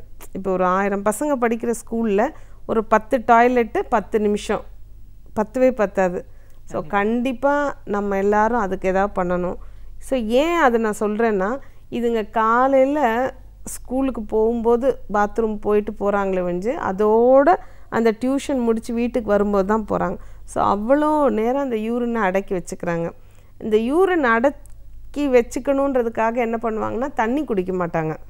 அந்த அம்மா கொடுத்து விடுற பாட்டில் தண்ணியே திரும்பி வரும், சரியா? ஸோ தண்ணி குடிக்க மாட்டாங்க, டாய்லெட் போக மாட்டாங்க. 3வது ரீசன் வந்து இந்த ஒரு யூரின் சரியாக பிரியாமல் இருக்கிறதுக்கு அடுத்த ஒரு முக்கிய காரணம் வந்து கான்ஸ்டிபேஷன். அது வந்து நம்மளுடைய இப்போ நம்ம கலாச்சாரமே, நம்ம இப்போ வாழைத்தண்டு, கீரை, காராமணி நீங்கள் ஒரு சைடு சொல்லுங்கள், இன்னொரு சைடு அந்த பிராண்டட் ஐட்டம்ஸு, அந்த பர்கர் அதெல்லாம் சொல்லுங்களேன், எது போகுதுன்னு உங்களுக்கே தெரியும். எந்த கடை அப்படி பல advertisement. So majority of the people அதை விரும்புகிறாங்க. இந்த நார் சத்து உள்ள உணவுகள் எடுக்கிறது வந்து குறைஞ்சிருது. அடுத்தது வந்து காலையில் ஸ்கூலுக்கு எந்திரிக்கிற டைமும் அந்த வேன் வர டைமுக்கும் இடையில பார்த்திங்கன்னா ஒரு 10-15 நிமிஷம் தான் அந்த குழந்தைக்கே கொடுக்குறாங்க. ஸோ காலையிலேயே அந்த மலம் கழிக்காமல் தான் போகிறாங்க. ஸோ திருப்பி வரும்போது அந்த மலம் ஹார்டாகி கான்ஸ்டிபேஷன், யூரினரி இன்ஃபெக்ஷன் அந்த மாதிரி காமனாக இருக்குது. ஸோ அதை நம்ம இம்ப்ரூவ் பண்ணணும். போதுமான அளவு நீர் சத்தும் நார் சத்தும் நம்மளுக்கு தேவை. நியூலி மேரீடு வந்து அடுத்த கேட்டகரி நீங்கள் சொன்னது. அதில் என்னென்னா, பெண்களுக்கே ஏன் யூரினரி இன்ஃபெக்ஷன் வந்து ஒரு மோர் ப்ராப்ளமேட்டிக்காக இருக்குதுன்னு கேட்டால், ஒன்று நம்மளுடைய உடல் அமைப்பு, அந்த சிறுநீர் தாரைன்னு சொல்கிறோம்ல, அந்த யூரித்ராவுடைய லெங்க்த்து பார்த்திங்கன்னா 4 சென்டிமீட்டர் தான். அது இருக்கிற இடமும் அந்த மலத்வாரமுமே பக்கத்தில் இருக்குது. ஸோ அந்த மலம்ன்றது வந்து 1 கிராம் மலத்தில் அவ்வளோ கோடியாக அந்த யூரினரி ட்ராக்ட் இன்ஃபெக்ஷன் பண்ணக்கூடிய ஈக்கோலே இருக்கும். ஸோ பக்கத்துலேயே அது ஈஸியாக வந்துடும். ஸோ நம்மளோட எதிர்ப்பு சக்தி நல்லா இருந்து இதுவாக இருந்தால் தான் வராமல் இருக்கும், இல்லைன்னா ஈஸியாக வந்துடும். ஸோ அந்த துவாரன்றது மலக்குடல் பக்கத்தில் இருக்குது, அதனுடைய லெங்க்த்தும் ரொம்ப சின்னதாக இருக்குது. அடுத்தது வந்து இந்த ப்ரெக்னென்சி, டெலிவரி, உடல் உறவு, இது எல்லாமே அந்த பெண்கள் சார்ந்தப்பட்ட விஷயன்றதுனால அவங்களுக்கு வந்து அதிகமாக இருக்குது. ஸோ இப்போது ஹனிமூன் சிஸ்டைட்டிஸ்ன்னு சொல்லுவோம், நீங்கள் கேட்டிங்களா, நியூலி மேரீடுக்கு பேரே இருக்குது, அதுக்கு பேரே வந்து ஹனிமூன் சிஸ்டைட்டிஸ்ன்னு சொல்லுவோம். இது வந்து வராமல் இருக்கிறதுக்கு நம்ம முதல்ல சொன்ன மாதிரி தண்ணி குடிக்கிறது, காய் சவர்க்கிறது தவிர, இந்த திருமணமான பெண்களுக்கு என்ன முக்கியமாக சொல்லி கொடுக்கணுன்னா, உடல் உறவு கொள்வதற்கு முன்பாகவும் உடல் உறவு கொண்ட பிறகும் சிறுநீர் போயிட்டு அந்த இடத்த கழுகிடணும். குழந்தை வேணும்னு நினைக்கிறவங்களும் அப்படியே காலையில் வரைக்கும் இருக்கணும்னு அவசியம் இல்லை. அந்த அணுக்கள் உள்ளே போகிறது வந்து பார்த்திங்கன்னா ஒரு 5 நிமிஷத்துக்குள்ளே முடிஞ்சே போயிடும். ஸோ அதுக்கு மேலே வந்து அதை வேணும்னு நிற்கிறவங்க கூட நம்ம அதை கழுகாமல் இருக்க வேண்டிய அவசியம் இல்லை. வேண்டான்றவங்களும் கழுவிட்டதுனால உடனே அது போயிடாது, போக வேண்டியது போயிடும். ஸோ அதனால் உடல் சுத்தத்தில் வந்து மெயினாக நான் சொல்கிறது என்னென்னா, சிறுநீர் உறவுக்கு முன்னாடியும் உறவுக்கு பின்னாடியும் சிறுநீர் போயிடணும். அந்த இடத்துல ஆர்டினரி சோப் அண்ட் வாட்டர் போட்டு கழுவினா போகிறோம். இந்த சில கிருமி நாசினிகள்னு விற்குது இல்லையா, அதெல்லாம் போட்டு கழுக வேண்டாம். நார்மல் சோப் அண்ட் வாட்டர், நம்ம சாதாரணமாக உடம்புக்கு தேய்க்கிற சோப் போட்டு கழுவினோம்னா போகிறோம். ஏன் கிருமி நாசினி வேண்டான்னு சொல்கிறேன், சரி யூஸ் பண்ணுறாங்கன்னா பண்ணிக்கிட்டோன்னு நினைப்போம்ல, பட் ஏன் வேண்டான்னு சொல்கிறேன்னா, அந்த மாதிரி ஒரு கிருமி நாசினின்னு யூஸ் பண்ணோன்னா அதில் இருக்கிற நல்ல ஃப்ளோரா, அந்த ப்ரொடெக்டிவ் டிவைசஸ்ன்னு சொல்கிறேன்ல, அதில் வந்து நம்மளுக்கு நல்ல ஃப்ளோரா, நல்ல அந்த பாக்டீரியா இருக்குல்ல, அது வந்து நல்லதும் நம்மளுக்கு இருக்கும். ஸோ நம்ம கிருமி நாசினி போட்டோம்னா நல்லதும் போய் கெட்டதும் போய் கடைசியில் ஒன்லி கெட்டது இருக்கும். ஸோ அதனால் அந்த பிறப்புறுப்பு கழுகிறதுக்கு வந்து சாதாரண நம்ம அன்றாடம் உபயோகப்படுத்துகிற சோப் வாட்டர் போகிறோம். வேறு ஸ்பெஷல் கிருமி நாசினிகள் வேண்டாம், கூடாதும். யூரின்ல ரத்தம் ஒரு பிரச்சனை சொன்னீங்க, இதுவும் ஒரு பெரிய பாதிப்பு தானே? இது எதனால் ஏற்படும்? கண்டிப்பாக. அதாவது இப்போ நாங்கள் ஸ்டூடெண்ட்ஸ்க்கு சொல்லி கொடுக்குறதுனா, சிறுநீரில் பிளட்டு, இப்போ இந்த ஒன் ஆஃப் த கேன்சர் சிக்னல்ஸே சொல்லுவோம், சிறுநீரில் பிளட் இருந்ததுன்னா கேன்சர் இல்லைன்னு ஃபஸ்ட்டு பார்த்துடணும். பட் எல்லாருக்குமே கேன்சரா அப்படின்னு கேட்டால் இல்லை. இப்போ ஒரு உடல் உறவு கொள்கிற ஆரம்ப கட்டத்தில் கொஞ்சம் நேரம் இருக்கலாம். மற்றபடி தொற்றே சில சிவியர் யூரினரி ட்ராக்ட் இன்ஃபெக்ஷனும் கொஞ்சம் பிளட் ஸ்டெயின்ட் யூரின் வரும். நம்ம நாட்டில் வந்து முக்கியமாக இந்த இன்ஃபெக்ஷனில் டியூபர்குலோசிஸ் சொல்கிறோம் இல்லையா, டிபி, அது வந்து இந்த கிட்னி யூரிட்டர் பிளாடர்லேயும் பாதிப்பு வரும். வெறும் நுரையீரலில் மட்டும்தான் கிடையாது. இந்த மாதிரி வரும்போது அதில் ஒரு அறிகுறி வந்து சிறுநீரில் ரத்தம் வர்றது. அதே மாதிரி அடிக்கடி வரலாம். இப்போ சில பேஷண்ட் வந்து சிறுநீர் அடிக்கடி போகிறாங்க இல்லையா, அவங்க என்ன நினச்சிக்குவாங்கன்னா, நம்ம ஊர்லேயே அது மருந்து வாங்குறாங்க இல்லையா மெடிக்கல் ஷாப்பில், மெடிக்கல் ஷாப் சேல்ஸ் பார்த்திங்கன்னா ஒரு 10% கூட டாக்டரை பார்த்து இருக்காது. மிச்சம் எல்லாம் அவங்களா வாங்கிக்கிறதோ இல்லை இந்த மெடிக்கல் ஷாப்காரன் கொடுக்குறதோ. ஸோ இந்த சிறுநீர் அடிக்கடி போகுது. இப்போ இந்த சிறுநீர் டிபி சொல்கிறேன்ல, அதுக்கு வந்து சிறுநீரில் ரத்தம் வர்றது ஒரு காரணம் மாதிரி, அது கொஞ்சம் லேட் ஸ்டேஜ். ஆரம்ப காலத்தில் எப்படி காமிச்சு கொடுக்கும்னா அடிக்கடி யூரின் போகிறது. ஆனால் நம்ம ஜனம் என்ன நினைப்பாங்கன்னா, அந்த அடிக்கடி யூரின் போயிட்டாலே சிறுநீர் தொற்றுன்னுட்டு அவங்களா போயிட்டு இந்த நார்ஃப்ளாக்ஸ் அந்த மாதிரி அவங்களுக்கு தெரிஞ்ச மாத்திரை இல்லைன்னா அந்த சில தண்ணியில் கரைச்சி குடிக்கிற மருந்து இதெல்லாம் தான் நம்ம ஜனத்துக்கு தெரியும். நீங்கள் பாருங்கள், நம்மக்கிட்ட வராங்கல்ல அந்த பேஷண்ட் பார்த்திங்கன்னா, அவங்க ஒரு குறைந்தபட்சம் ஒரு 10 வாட்டியாவது மெடிக்கல் ஷாப்பில் வாங்கியிருப்பாங்க. ஸோ சிறுநீர் ஒரு நாளைக்கு நார்மலாக வருதுன்றதுன்னு கேட்டிங்கன்னா, காலையில் எந்திரிச்சதுலேருந்து நம்ம நைட் தூங்க போகிற வரைக்கும் 7 வாட்டி வரைக்கும் போகிறது தான் நார்மல். அதுக்கு மேலே போகுதுன்னா நம்ம என்னன்னு பார்க்கணும். உடனே டிபியாக இருக்கணும்னு நினைக்கக்கூடாது. நம்ம ஆர்டினரி இப்போ வந்து டயபெட்டிஸ் தான் நம்மளுக்கு ரொம்ப அதிகமாக இருக்குது நம்ம ஏரியாவில். ஸோ டயபெட்டிஸ் இருக்கலாம். பட் என்னன்னு பார்த்துடணும். ஒரு 10 வாட்டி 15 வாட்டி யூரின் போகுதுன்னா அது என்னன்னு பார்க்கணும். செல்ஃப் மெடிக்கேஷன்றது வந்து ரொம்ப தவறான விஷயம். ஏன்னா அவங்களாவே ஒரு டயக்னோசிஸ்க்கு போயிட்டு அவங்களாவே மருந்து. ஸோ சிறுநீரில் ரத்தத்துக்கு ஒன்று நான் கேன்சர் சொன்னேன், இன்ஃபெக்ஷன் சொன்னேன், டியூபர்குலோசிஸ் சொன்னேன். அதை விட காமனாக வந்து கற்கள், சிறுநீரில் கற்களும் இந்த மாதிரி வரும். அதாவது அந்த கற்கள்லேருந்து வர பாதையில் வரும்போது வரலாம். ஸோ அதுக்கும் நம்ம ட்ரீட் பண்ணணும். ஸோ சிறுநீரில் ரத்தம் அப்படின்னாலே அது கண்டிப்பாக அது எதனால் அப்படின்னு பார்த்து அதுக்கு நம்ம கொடுக்க வேண்டிய வைத்தியம் கொடுக்கணும். மகளிருக்கான சிறப்பு சிறுநீரக மருத்துவர் அப்படின்னு சொல்லும்போது இந்த துறையே வந்து புதுசாக இருக்குது. ஆனால் அத்தியாவசியமான ஒரு தேவை அப்படின்னு சொல்லணும். இந்த மருத்துவரை போய் அணுகணும்னு முடியாமல் மனசுக்குள்ளேயே வச்சுட்டு நிறைய பேர் இருந்திருப்பாங்க. இதெல்லாம் ஒரு பாதிப்பா, இது எப்படி போய் ஒரு டாக்டர்கிட்ட நம்ம கேட்குறதுன்னு. பட் அப்படி பார்க்கும்போது பார்த்தா இன்றைக்கி நிறைய சொல்லியிருக்கீங்க. இந்த ஒரு அரை மணி நேரத்தில் ஒரு முழுமையான விவரங்களை கண்டிப்பாக நம்மளால் தெரிஞ்சுக்க முடியலனாலும் என்னென்னலாம் காரணம், என்ன மாதிரியான ஒரு பாதிப்புகள் ஏற்படும், அந்த பாதிப்புகளுக்கு இன்றைக்கி இருக்கிற சிகிச்சை முறைன்னும் போது ஒரு பக்கம் மருந்துனால சரி பண்ண முடியுது. அப்படி இல்லைன்னும் போது இன்றைக்கி டெக்னிக்கல் அட்வான்ஸ்மெண்ட்னால அறுவை சிகிச்சை மூலமாகவும் இதை வந்து நம்ம சரி பண்ணுறதுக்கான ஒரு வாய்ப்புகள் இருக்குது. அதையும் தாண்டி பல விஷயங்கள், பல நோய்கள் வர்றதுக்கான ஒரு அறிகுறியாகவும் இந்த யூரினரி ட்ராக்ட் சார்ந்த பிரச்சனைகள் வந்து நம்மளுக்கு இன்டிமேட் பண்ணுது அப்படின்னு நிறைய தகவல்களை எங்களோட நீங்கள் முழுமையாக பார்த்ததுக்கு நன்றி. வணக்கம். பல நூலகங்களில் உள்ள புத்தகங்களை நாம் படித்து அறிந்து கொள்ள வேண்டிய பல அரிய தகவல்களை ஒவ்வொரு நாளுமே பேராசிரியர் சுபவீர பாண்டியன் அவர்கள் நமக்காகவே அழகிய தமிழில் தொகுத்து இனிமையாக வழங்கி கொண்டு வருகிறார். அந்த வகையில் இன்றைக்கு நமக்காக என்ன தகவல்களை கொண்டு வந்திருக்கிறார் என்பதை கவனிக்கலாம். நிகழ்ச்சியில் அடுத்த பகுதியாக வரவிருப்பது ஒன்றே சொல் நன்றே சொல்.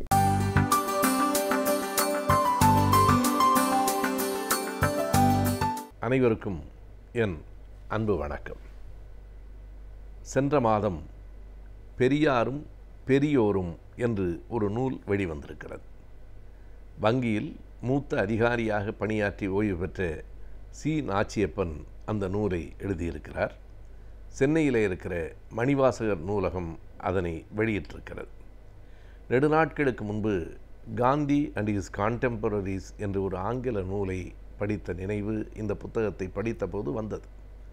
காந்தியாரும் அவருடைய சமகாலத்தவர்களும் என்னும் அந்த நூல், Gandhi and Patel, Gandhi and Rajaji, Gandhi and சுபாஷ் சந்திரபோஸ், காந்தி அண்ட் நேரு என்று இப்படி ஒவ்வொரு அத்தியாயமும் காந்தியாரும் அவரோடு அந்த சமகாலத்திலே வாழ்ந்த தலைவர்களுமாக அவர்களுக்குள் ஏற்பட்ட உறவு, அவர்களுக்குள் ஏற்பட்ட பிணக்கு, காந்தியார் அண்ட் அம்பேத்கர் என்று வருகிற போது அவர்களுக்குள் ஏற்பட்ட முரண்பாடுகள், இவை எல்லாவற்றையும் அந்த புத்தகம் ஒரு ஆய்வு கண்ணோட்டத்தோடு சொல்லும். இதுவும் கூட பெரியாரும் பெரியோரும் என்னும் தலைப்பு அந்த நூலை நினைவுபடுத்துகிறது. இதனை ஒரு ஆய்வு நூல் என்று சொல்ல முடியாது, தொகுப்பு நூல்தான். ஆனால் மிகச் சரியாக பல்வேறு செய்திகள் முறைப்படி தொகுக்கப்பட்டிருக்கிற நூல் என்று கூறலாம். அடுத்தடுத்த தலைமுறையினருக்கு பெரியாரையும் பெரியார் காலத்தில் வாழ்ந்த பெரியவர்களையும் அறிமுகப்படுத்துகிற நூலாக இது அமைந்திருக்கிறது. இதனுடைய தேவை இன்றைக்கு கூடுதலாக இருக்கிறது என்று கூட சொல்லலாம். ஆய்வு நூல்களெல்லாம் ஆய்வாளர்களால் படிக்கப்படுகின்றவையாக இருக்கும். ஆனால் இப்படிப்பட்ட நூல்கள்தான் புதிதாக வருகிறவர்களுக்கு இன்னும் சில ஆண்டுகளுக்கு பிறகு திராவிட இயக்கத்தின் பெரியாரின் தொண்டுகளை மறக்கடிக்கிற செய்கிற அளவுக்கு எதிர் முகாம்களிலிருந்து கருத்துகள் வெளிப்பட்டு கொண்டிருக்கிற வேளையில் அந்த தொண்டினை, அந்த தியாகத்தினை அடுத்த தலைமுறைக்கு கொண்டு செல்வதற்கு இவை போன்ற நூல்கள் மிக கண்டிப்பான தேவை. பெரியாரின் காலத்திலே வாழ்ந்த மிக பல தலைவர்களுக்கும் பெரியாருக்கும் இருந்த உறவு பற்றி இந்த நூல் விரிவாக பேசுகிறது. பெரியாருக்கும் அண்ணாவுக்கும் என்ன உறவு இருந்தது, பெரியாருக்கும் பெருந்தலைவர் காமராஜருக்கும் இடையிலே எப்படி அந்த புரிதல் இருந்தது, தலைவர் கலைஞர் அவர்கள் பெரியாரிடத்தில் எப்படி பணியாற்றினார் என்று இருக்கிற பெரிய தலைவர்கள் எல்லோரும் பெரியாரோடு தொடர்புடையவர்களாக இருந்திருக்கிறார்கள். மிகப்பெரிய விந்தை என்ன என்றால், தமிழகத்தின் முதலமைச்சர்களாக இருந்தவர்களில் பெருந்தலைவர் காமராஜர் ஆனாலும், அறிஞர் அண்ணா ஆனாலும், அதற்கு பிறகு தலைவர் கலைஞர் ஆனாலும், எம்ஜிஆர் ஆனாலும் எல்லோருமே பெரியாரினுடைய அடியொற்றி வந்தவர்கள்தான். ஆகையினாலே பெரியாரும் பெரியோரும் என்கிற இந்த நூல் பல்வேறு செய்திகளை பெரியாரை பற்றி மட்டுமல்லாமல் அவர் காலத்தில் வாழ்ந்த மற்ற தலைவர்களை பற்றிய செய்திகளையும் நமக்கு கொண்டு வருகிறது. இவை தவிர பெரியாரினுடைய குணம் குறித்து மட்டுமே சில இயல்கள் சொல்லுகின்றன. அவருடைய கருமித்தனம் என்று எல்லோரும் சொல்லுகிறார்கள்.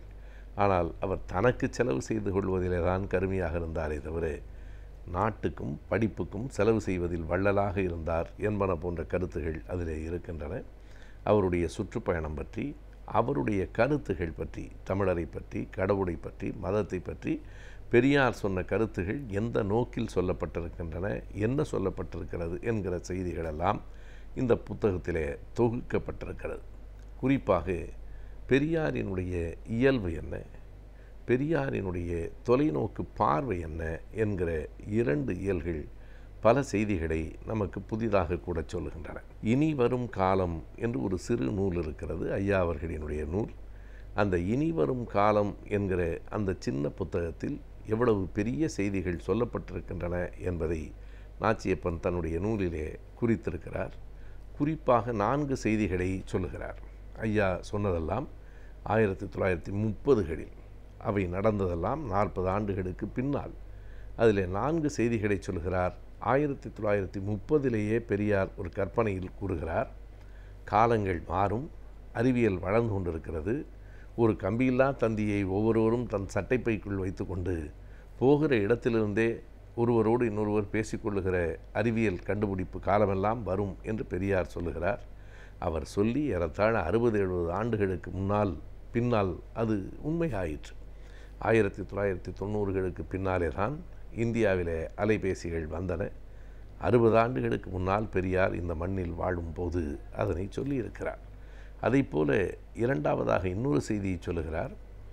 படங்களை கூட தந்தி மாதிரி வேகமாய் உடனே அனுப்பி வைக்கிற காலமெல்லாம் வந்துவிடும் என்கிறார்.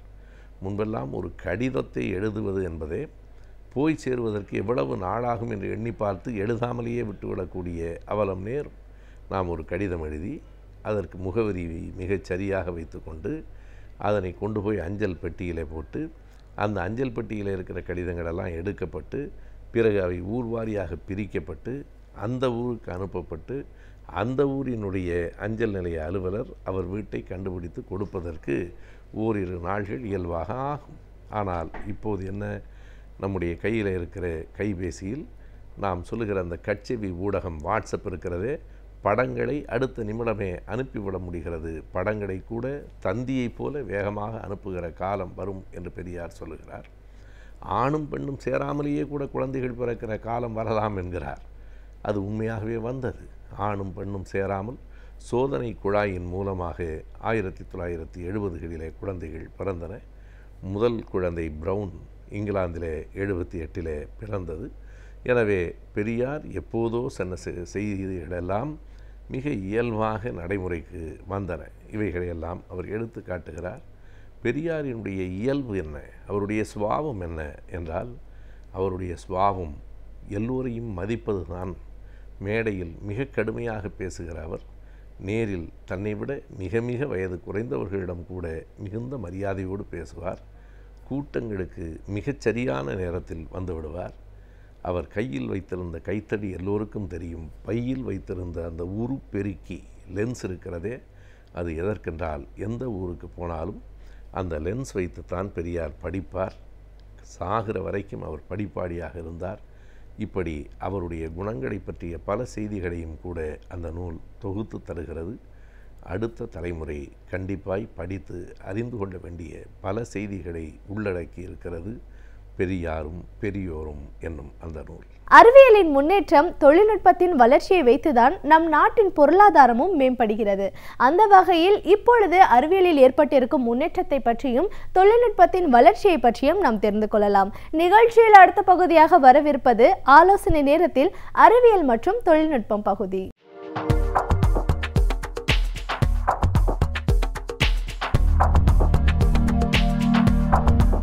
கலைஞர் தொலைக்காட்சி நேயர்களுக்கு என்னுடைய காலை வணக்கம். தமிழகத்தில்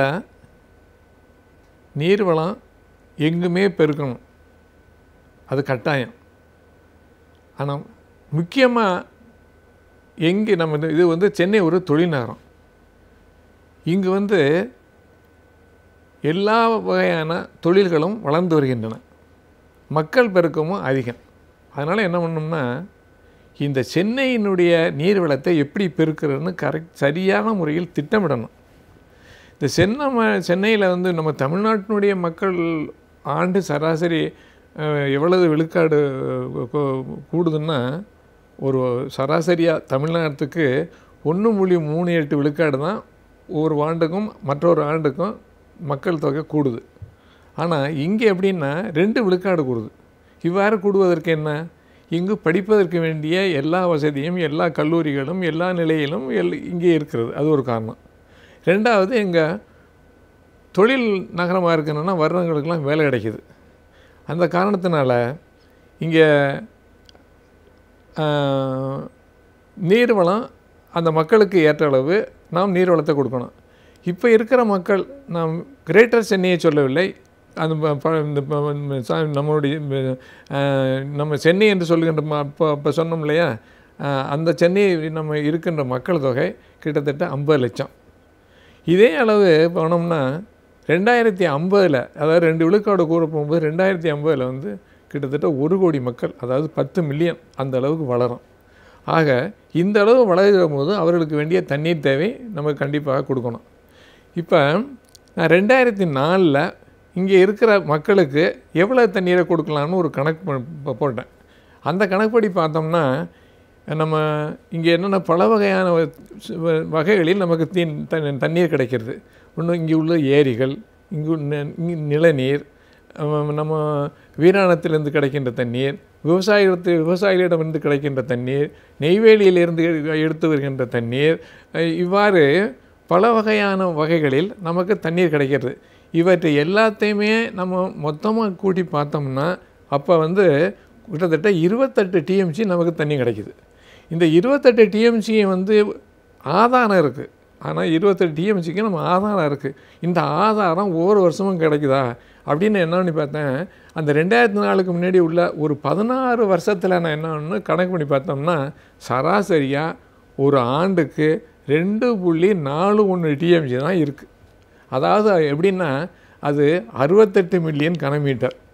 அப்போ இருந்த காலத்தில் அவங்களுக்கு எப்படின்னா அந்த தண்ணியை வச்சுக்கிட்டு எவ்வளவு பேருக்கு கொடுக்கலான்னாக்கா ஒரு ஒரு வருஷத்துக்கு தொடர்ந்து எவ்வளோ லிட்டர் கொடுக்கணுன்னாக்கா 43 லிட்டர் தான் கொடுக்கலாம். அந்தளவு குறைவாகத்தான் நம்ம சராசரி 28 டிஎம்சி இருந்தாலும் சராசரியாக நமக்கு நிரந்தர நீர்வளமாக 2.4 டிஎம்சி தான் இருக்குது. அதனால் 68 டிஎம் அதாவது நமக்கு எவ்வளோன்னா 43 தான் கொடுக்கலாம். இதை 2050 கொடுக்கணும்னாக்கா எவ்வளோ தான் கொடுக்கணும்? இது 15 போயிடும். ஏன்னா இந்த இதே தான் நீர்வளம்னு வச்சுக்கிட்டோம்னா 15 கனமீட்டர் வச்சுக்கிட்டு என்ன பண்ண முடியும்? சாதாரணமாக ஒரு 15 லிட்டர் வச்சுக்கிட்டு என்ன பண்ண முடியும்? அப்போ ஒன்றுமே பண்ண முடியாது. சராசரியாக எப்படியும் 135 லிட்டராவது ஒரு சராசரி மனிதனுக்கு அன்றாட தேவைக்கு கொடுக்கணும். அந்தளவுக்கு கொடுக்க முடியாது. ஆனால் இப்போ என்ன பண்ணுறாங்கன்னா, இப்போ சமீப காலங்களில் கடல் நீரை நன்னீராக்கி பயன்படுத்த ஆரம்பித்து விட்டார்கள். அவ்வாறு அந்த வகையில் நமக்கு 190 மில்லியன் லிட்டர் அளவுக்கு நமக்கு அந்த நீர்வளத்தை பெருக்கி இருக்கிறார்கள். இந்த தண்ணீரையும் கடல் நீரை நன்னீராக பயன்படுத்துவது, சராசரியாக நிரந்தரமாக இருக்கிற நீர்வளத்தை பயன்படுத்துவது, அந்த தண்ணீர் ரெண்டையும் சேர்த்து நம்ம கொடுத்தோம்னா இப்போ ஒரு 55 லிட்டர் கொடுக்கலாம் இப்போ. ஆனால் 2050 வேணும்னா 35 லிட்டர் தான் கொடுக்கணும். ஆக என்ன தெரியுது? 135 லிட்டர் கொடுக்குறதுல இப்போ 58 கொடுக்குறது, அப்புறம் 2050 35 கொடுக்குறோன்னா அது பத்தாது. ஆக நீர் வளத்தை எப்படி பெருக்கணும் அப்படின்னு நான் அதை பார்க்கின்ற போது நமக்கு நம்ம என்ன வீராணத்துலேருந்து தண்ணி கிடைக்குன்னா அது சில நேரத்தில் கிடைக்கிது, சில நேரத்தில் கிடைக்காது. அப்புறம் அதே மாதிரி தெலுங்கு கங்கையில் நமக்கு வருஷத்துக்கு 15 டிஎம்சி கொடுக்கணும்னு அதுதான் உடன்படிக்கை. அந்த தண்ணி அவ்வளோதையும் நம்ம அப்போ எப்படியாவது பெறணும். அப்புறம் நிலநீர் வளத்தில் நிலநீர் குறைஞ்சி போச்சுன்னா அங்கே நிலநீர் செறிவை செய்யணும். நிலநீர் செய்து அது எவ்வளவு நமக்கு கிடைக்கணுமோ அந்த அளவுக்கு செறிவை செய்து அந்த தண்ணீரை அந்த அளவுக்கு நம்ம நமக்கு வேண்டிய அளவுக்கு நம்ம அந்த நிலநீர் செறிவை செய்து நாம் அந்த தண்ணீர் வளத்தை கூட்டணும். அப்புறம் அதுக்கடுத்து சொன்னோம்னா இப்போ கழிவு நீர் இருக்கு இல்லையா, அதை நம்ம கணக்கில் எதுலேயுமே எடுத்துக்கிறதே கிடையாது. கழிவு நீரும் ஒரு நீர் வளம் தான். அதை நன்னீராக்கி பயன்படுத்தினா இப்போ சில நாடுகளில் சிங்கப்பூர் இருக்குது, நமக்கு அருகில் இருக்குன்னா அந்த நாட்டிலெல்லாம் தண்ணியை குடிக்கிற அளவுக்கு அதை பயன்படுத்திடுறாங்க. நம்ம குடிக்க வேண்டாம், மற்ற பயன்பாடுகளுக்கு குளிக்கிறதுக்கு இதுக்கெல்லாம் இல்லாமல் கழிவறைகளுக்கு பயன்படுத்துறது, அந்த மாதிரி தண்ணியை பயன்படுத்தணும். அதனால் அந்த தண்ணியை நம்ம பயன்படுத்துறதுக்கு நம்ம பயன்படுத்தணும். ஆக அப்புறம் விவசாயிகிட்ட கிடைக்கிற நீர், நெய்வேலியில் கிடைக்கிற நீர், அந்த தண்ணீரெல்லாம் நமக்கு அப்படி எல்லாம் சேர்த்து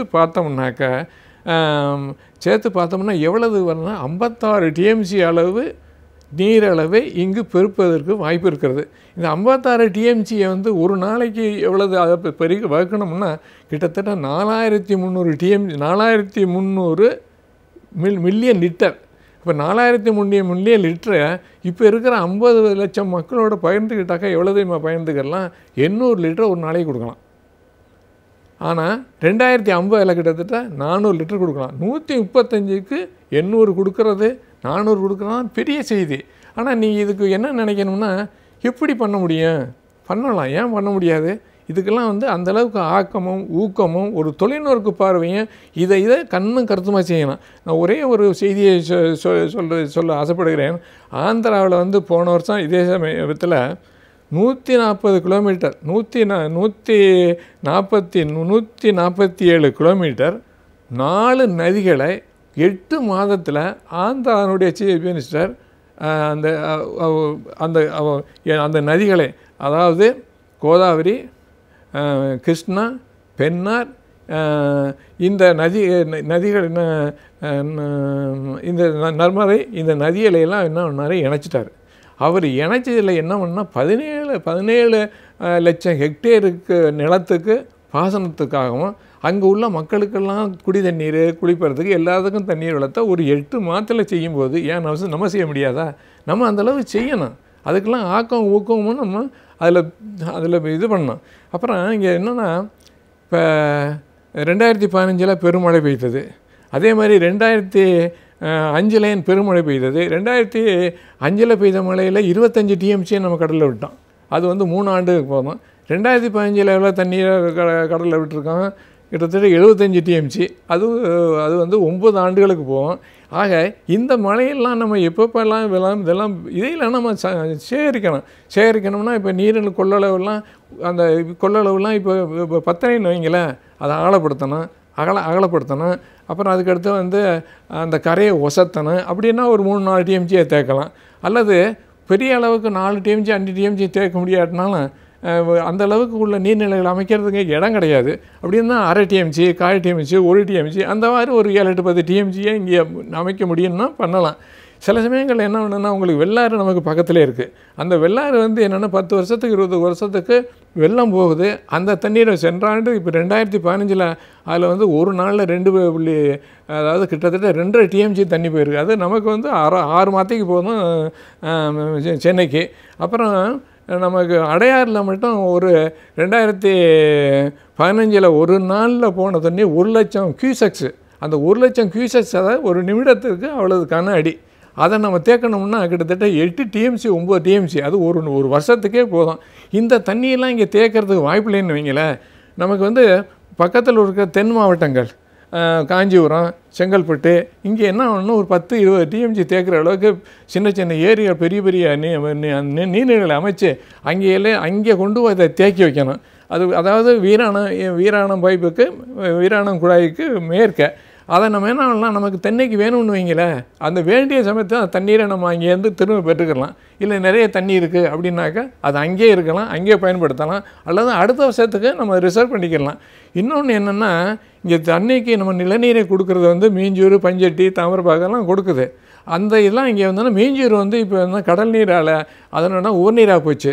அதனால் அதை எப்படி நீக்கணும்னா அங்கே வந்து செயற்கை நிலநீரை செய்து நமக்கு அந்த தண்ணீரை திருப்பி நம்ம செயற்கை நீர் செய்தாக்கா கொஞ்சம் கொஞ்சமாக செயற்கை நீர்னா கடல் நீரை அப்புறப்படுத்தலாம். கிட்டத்தட்ட இப்போ 20 கிலோமீட்டர் வந்துருச்சு.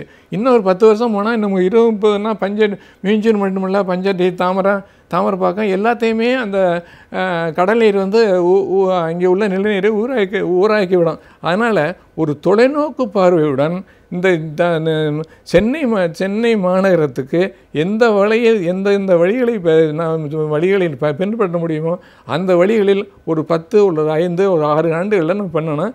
ஆனால் இதையெல்லாம் சில சமயங்களில் நமக்கு தண்ணியே எல்லாம் எவ்வளோ தான் பண்ணாலும் சமயத்தில் ரொம்ப சிரமம் இருக்கும்.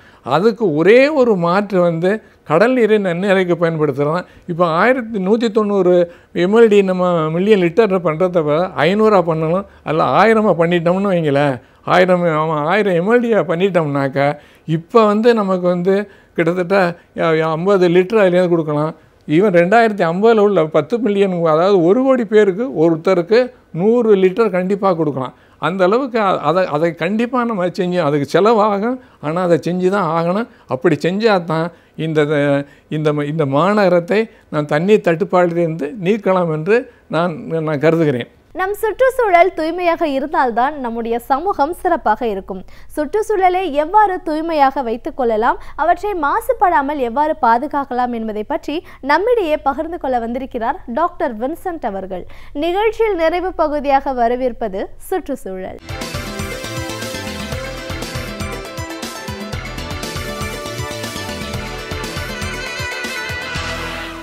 மறுசுழற்சி, அதாவது ரீசைக்கிள் என்று சொல்லப்படுகிற அந்த மறுசுழற்சி முறை இன்றைக்கு சுற்றுச்சூழலின் ஒரு முக்கிய மந்திரமாகவே கருதப்படுகிறது. ஏனென்றால் தேவையற்ற பொருட்களை அல்லது பயன்படுத்திய பொருட்களை மறுசுழற்சியின் மூலம் பயன்படுத்துகிற ஒரு உத்திதான் இந்த ரீசைக்கிள் ஆர் மறுசுழற்சி முறை என்று கருதப்படுகிறது. நான் குறிப்பிட்டது போல இந்த மறுசுழற்சி என்பது ஒரு சுற்றுச்சூழல் பாதுகாப்பின் ஒரு முக்கிய மந்திரமாகவே இருக்கிறது.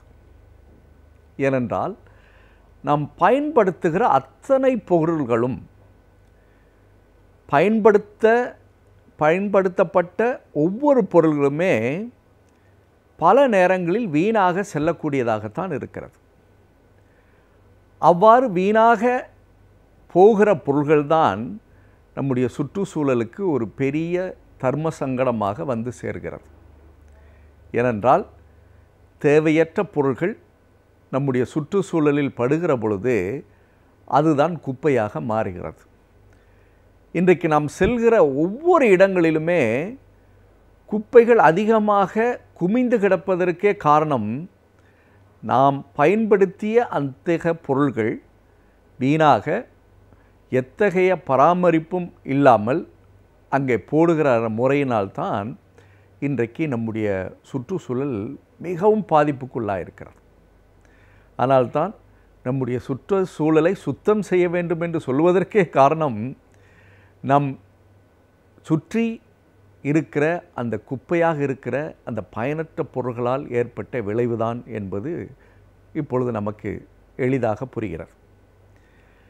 ஆனால் இந்த மறுசுழற்சி முறை என்ற அந்த முறை எப்பொழுது வந்திருக்கிறது என்றால், குப்பைகளை மேலாண்மைப்படுத்துகிற ஒரு உத்திக்கு நாம் செல்கிற பொழுதுதான் இத்தகைய முறை வருகிறது.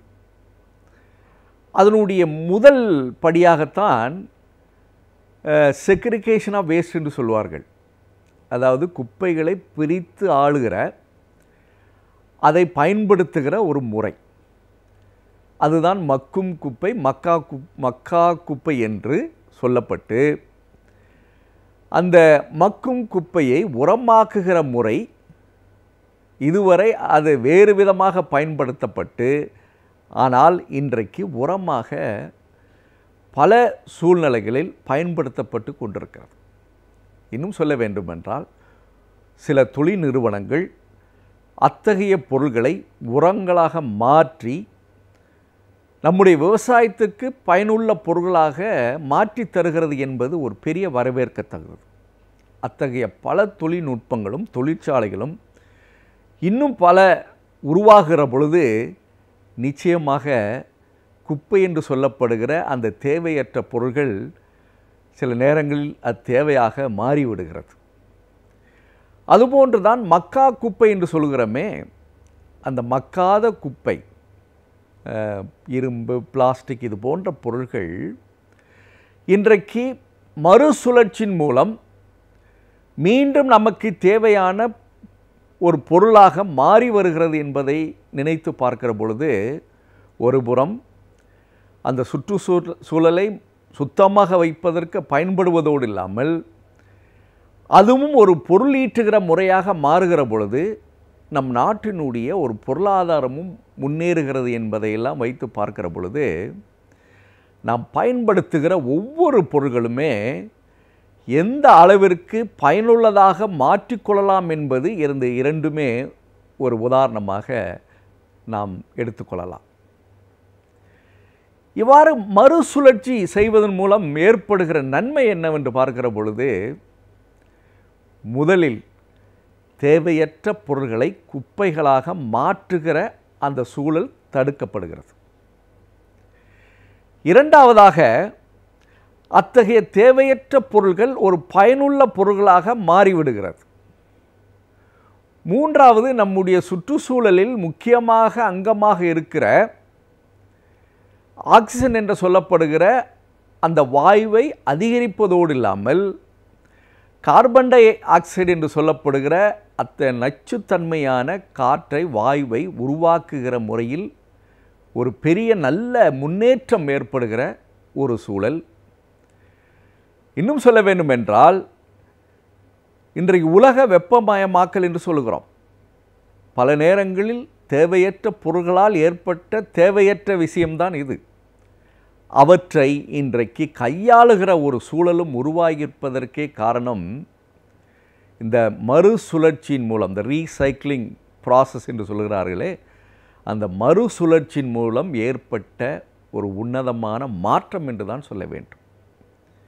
ஆனால்தான் இன்றைக்கு மறுசுழற்சியின் மூலம் உற்பத்தி செய்யப்பட்ட பொருள்களை ஒரு குறியீடாக, ஒரு அம்புக்குறி போன்று 3 குறிகளை கொடுத்து அது மறுசுழற்சியின் மூலம் செய்யப்பட்ட பொருள்கள் என்பதை இன்றைக்கு வெள்ளிடை மலையாக குறிப்பிடுகிறார்கள் என்று சொன்னால், அத்தகைய தேவை, அத்தகைய தொழில்நுட்பம் இன்றைக்கு நமக்கு தேவையாக இருப்பதை உணர்ந்ததனுடைய விளைவாகத்தான் இன்றைக்கு அதுக்கு ஒரு அங்கீகாரம் கொடுக்கிற வகையில் அந்த குறியீடு இன்றைக்கு மறுசுழற்சியின் மூலம் உருவாகிய பொருள்களுக்கு கொடுக்கப்படுகிறது. அதோடு இன்றைக்கு எத்தகைய பொருள்கள் மறுசுழற்சியின் மூலம் நல்ல பயனுள்ள பொருள்களாக உருவாக்கி கொண்டிருக்கிறது என்பதை பார்க்கிற பொழுது இத்தகைய மாற்றங்கள் ஏன் முதலிருந்தே வந்திருக்கக்கூடாது என்ற ஒரு வினாவும் நமக்கு வருகிறது.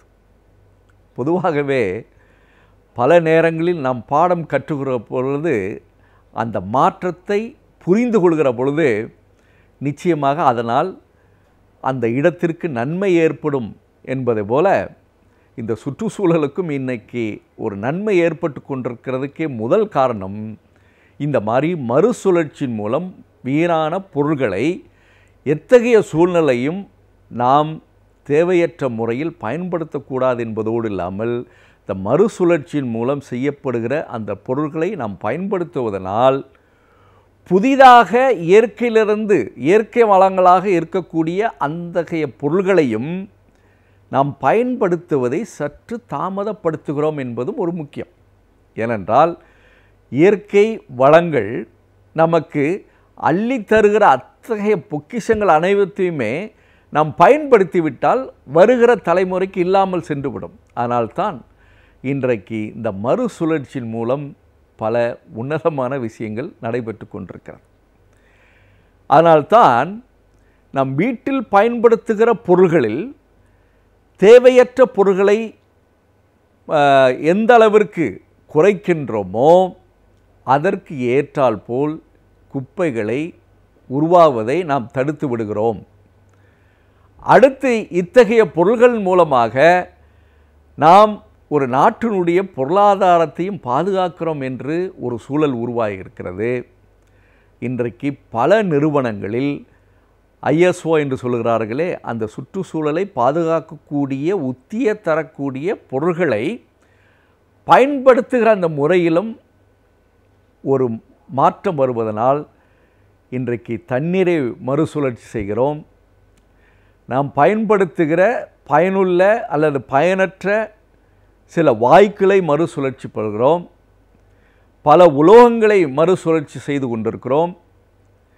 இன்னும் சொல்ல வேண்டுமென்றால் தேவையற்ற பொருள்களை நம் மறுசுழற்சியின் மூலம் தேவையான பொருள்களாய் உற்பத்தி செய்கிற அதே நேரத்தில் இத்தகைய முறை அனைவராலும் பின்பற்றுகிற பொழுது நிச்சயமாக ஒரு பெரிய மாற்றத்தை தரக்கூடிய ஒரு திட்டமாக இது இருக்கும். அதனால் மறுசுழற்சி என்பதை நாம் புரிந்து கொண்டு அந்த மந்திரத்தை சுற்றுச்சூழல் பாதுகாப்பிற்கு பயன்படுத்துகிற பொழுது நிச்சயமாக நம்முடைய சுற்றுச்சூழல் மிகவும் சிறப்பாக அமையும்.